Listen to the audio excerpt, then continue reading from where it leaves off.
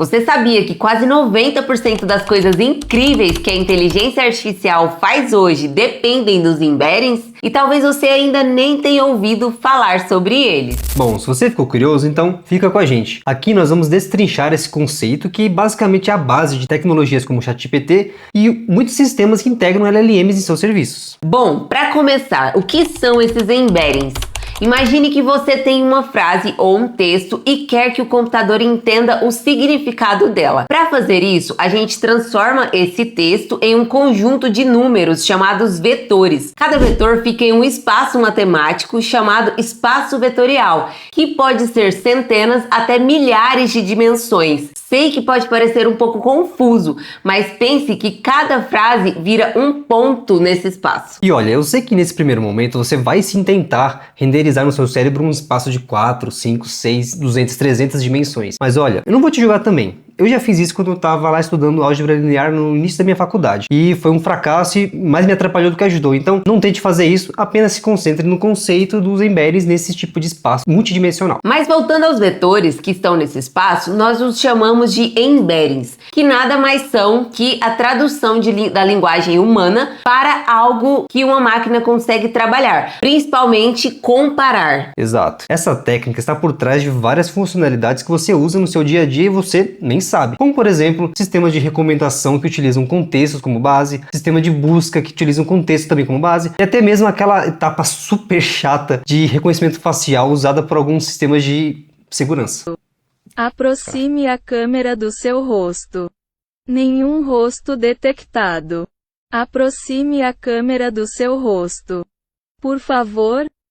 Agora, se você está meio perdido com esses termos técnicos, calma lá que vamos te explicar de forma visual, com exemplos para você entender um pouco mais sobre esse tema. Então vamos lá, vamos imaginar juntos um espaço vetorial de 2 dimensões para deixar as coisas mais fáceis. E nesse caso, é um plano XY que você pode desenhar no papel, por exemplo. Cada ponto nesse plano tem 2 coordenadas, a coordenada X e a Y do eixo horizontal e eixo vertical. Agora, imagine que um vetor é uma seta que aponta para um desses pontos com direção e tamanho. E nesse espaço podemos somar vetores, multiplicar eles por números e principalmente comparar esses vetores uns com os outros. E quando fazemos essas comparações, em essência, nós estamos buscando por essas semelhanças, né? Exato, e são conceitos chaves, buscar por semelhanças. Então agora preste bem atenção nessa busca por semelhança, pois é nela que reside a base de alguns sistemas que utilizam os embeddings. Se você não for da área das exatas, talvez você se lembre lá da época do colegial, ensino médio, né? Trigonometria. E lá na escola você certamente viu sobre o seno e cosseno. Em essência, nós estamos buscando por uma relação angular entre os vetores. Para isso, imagine que temos 2 vetores e queremos saber o quanto eles apontam para a mesma direção. O cosseno do ângulo entre eles mede exatamente isso. Se o cálculo der 1, eles apontam 100% para a mesma direção e, portanto, são similares. Se for 0, não tem relação alguma. E se for menos 1, são exatamente opostos. Exatamente. E você ainda pensou que nunca mais iria ver sobre seno e cosseno na vida, né? Agora, vamos ser um pouco mais concretos e visualizar quando 2 frases são próximas em significado, ou seja, em contexto, né?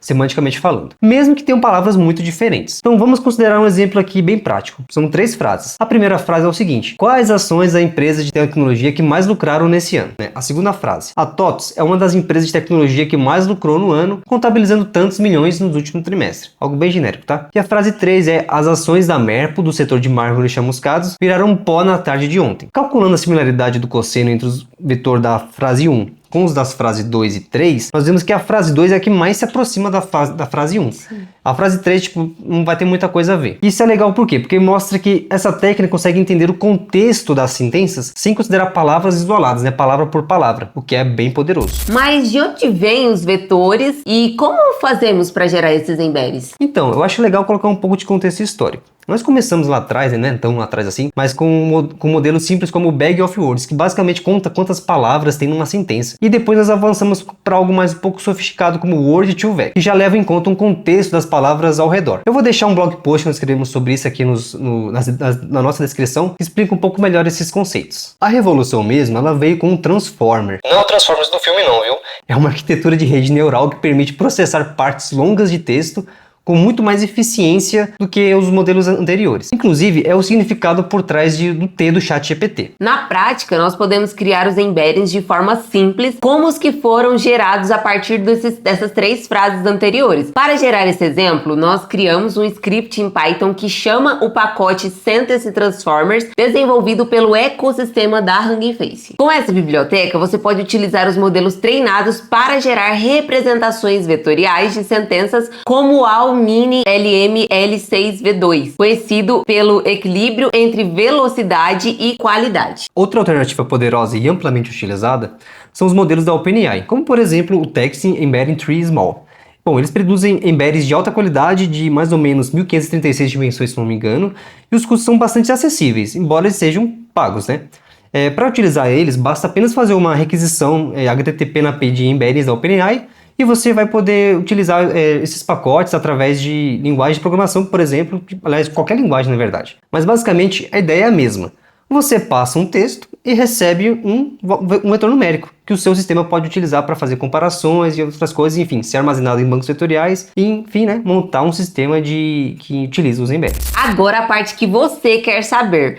Para que serve tudo isso na prática? Bom, primeiro nós temos um exemplo bem interessante que é a busca semântica. Diferente das buscas tradicionais, que são baseadas em palavras exatas, a busca semântica ela procura compreender o significado, né, por trás da requisição do usuário. Essa busca semântica é a chave para a implementação de pipelines de RAG, pois são exatamente esses vetores que são inseridos no banco vetorial, permitindo que o sistema consiga buscar informações atualizadas e relevantes para a pergunta do usuário. E como o tema do vídeo é justamente o coração dessa técnica que é a técnica de RAG, eu acho mais do que interessante e justo abordarmos rapidamente aqui os detalhes desse processo, né? Então, antes de mais nada, considere um cenário onde nós vamos ter um sistema que se conecta com o banco vetorial, envia mensagens para modelos de LLM, como por exemplo o GPT-5, e retorna uma resposta para o usuário. Digamos que se trata de um sistema que te permite estudar de forma mais direcionada sobre os sistemas de agentes de IA. E que nesse sistema nós temos diversos documentos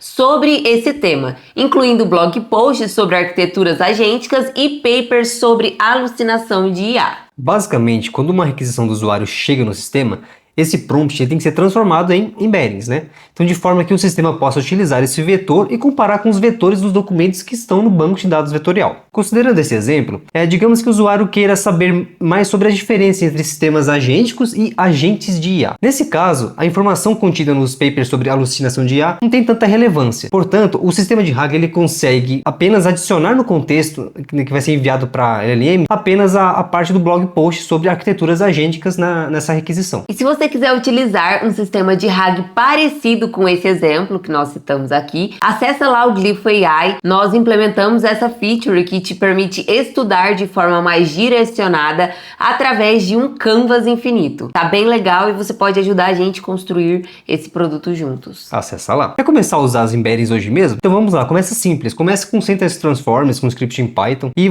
começa a testar, gere alguns embeddings de algumas frases, vê a similaridade, faz esse cálculo. É um ótimo jeito para você entender como é que funciona e quem sabe pôr um sistema simples em produção. E depois explore também as APIs da OpenAI para gerar os embeddings mais robustos, né, para os seus projetos. Então nos próximos vídeos nós vamos abordar bancos de dados vetoriais, como por exemplo o Qt, que é o que a gente gosta de usar aqui dentro.